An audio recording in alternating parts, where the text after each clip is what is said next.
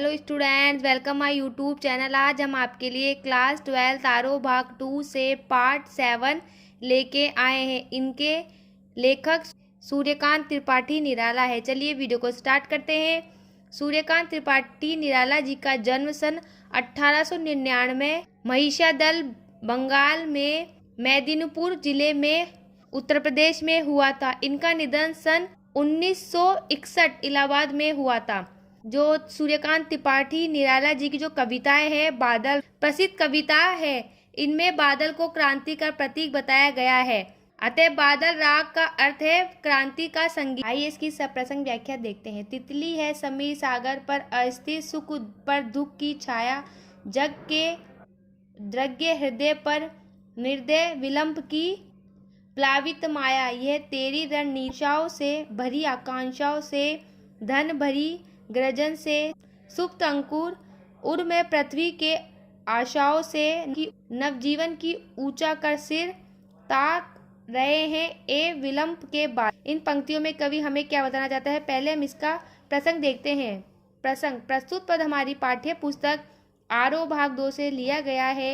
इस कविता के कवि सूर्यकांत त्रिपाठी निराला है। कविता है बादल राग। इस काव्यांश में कवि बताना चाहते हैं कि जो बादल है वो छायावादी है। छायावादी बादल कवियों का पसंदीदा विषय रहा है। निराला जी की बादल पर बहुत सी कविताएं लिखी है। इस कविता का आरंभ सागर पर तिरती हुई सुख दुख की छाया है। आइए इसकी व्याख्या देखते हैं। कवि बादल को संबोधित करते हुए कहते हैं कि हे क्रांति रूपी बादल, तुम आकाश में ऐसे मंडराते रहते हो जैसे पवन रूपी सागर पर कोई नाव तैर रही हो। यानी कवि ने जो बादलों को क्रांति बताया है और बताया है कि जो बादल है वो ऐसे मंडराते रहते हैं जैसे आकाश में कोई नाव तैर रही हो। सुख हवा के समान चंचल है तथा अस्थायी है, क्योंकि जिस प्रकार बादल आते हैं चले जाते हैं, उसी प्रकार सुख भी आता है और चला जाता है। बादल संसार के जले हुए हृदय पर निर्धि प्रलय रूपी माया के रूप में हमेशा स्थिर रहते हैं। जो बादलों की जो नौका है, आम आदमी की इच्छाएं भरी हुई रहती है। कवि कहता है कि हे बादल, तेरी भारी भरकम गर्जा से धरती के घर में सोए हुए अंकुर सर्जन हो जाते हैं।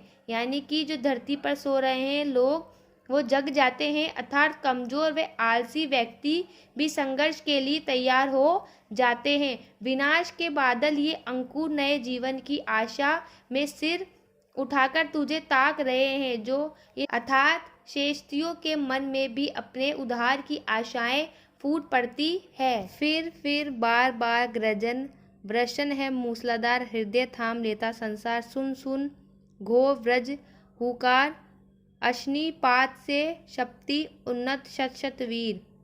शत विशत हत अचल शरीर, गगन स्पर्शी सप्रदा धीर। हंसते हैं छोटे पौधे लघु भार, शास्य अपार। हित हित खिल खिल हाथ हिलाते तुझे बुलाते, विलंब रब से छोटे ही है शोभा पाते। आइए देखते हैं इन पंक्तियों में कवि हमें क्या बताना चाहते हैं। पहले हम इसका प्रसंग देखेंगे।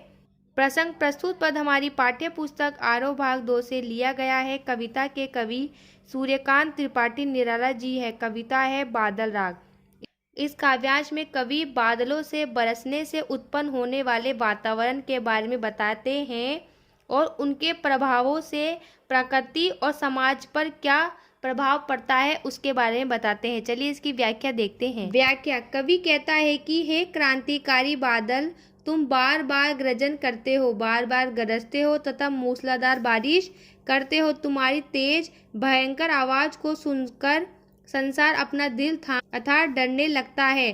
तुम्हारी गर्जन की आवाज से बिजली गिरने से आकाश की ऊंचाइयों को छूने की इच्छा रखने वाले ऊंचे पर्वत भी उसी प्रकार घायल हो जाते हैं जैसे रणक्षेत्र में चलकर आक्रमण करने से बड़े बड़े वीर मृत्यु को प्राप्त हो जाते हैं। यानी दूसरे शब्दों में जो बड़े बड़े पैसे वाले लोग होते हैं वही क्रांति से डरते हैं, उन पे क्रांति का प्रभाव पड़ता है। इसके विपरीत छोटे पौधे हंसते हैं तथा छोटे लोग होते हैं वो हंसते हैं, वे उस विनाश से जीवन प्राप्त करते हैं। यानी जो विनाश यानी जो वर्षा होती है, गर्जन होता है, उनसे उनको क्या मिलता है, जीवन मिलता है, जीवन प्राप्त होता है। अपार हरियाली से प्रसन्न होकर हाथ हिलाकर तुझे बुलाते हैं, यानी कि वे खुश होते हैं कि बरसात होगी तो हरियाली छा जाएगी और वे तुझे बुलाते हैं। विनाश के शोर से सदा छोटे प्राणियों को ही लाभ मिलता है, यानी जो विनाश होता है, विनाश के शोर मतलब गर्जन के शोर से हमेशा छोटे प्राणियों को ही लाभ मिलता है। अट्टालिका नहीं है रे आतंक भवन, सदा पंख पर ही होता जल विलप प्लावन। शुद्ध पुलल जलज से सदा छलकता नीर, रोग शोक में भी हंसता है शेषव का सुकुमार शरीर। रुद्र कोश है सूक्ष्म तोष, अंगना अंग से लिपटे भी, आतंक अंग पर काप रहे हैं धनी ब्रज गर्जन से बादल। त्रस्त नयन मुख ढांच रहे हैं, जीर्ण बाहु है शीश शरीर, हे विलंब के वीर चूस लिया है उसका सार, हार मात्र ही है आधार, हे जीवन के पारावार।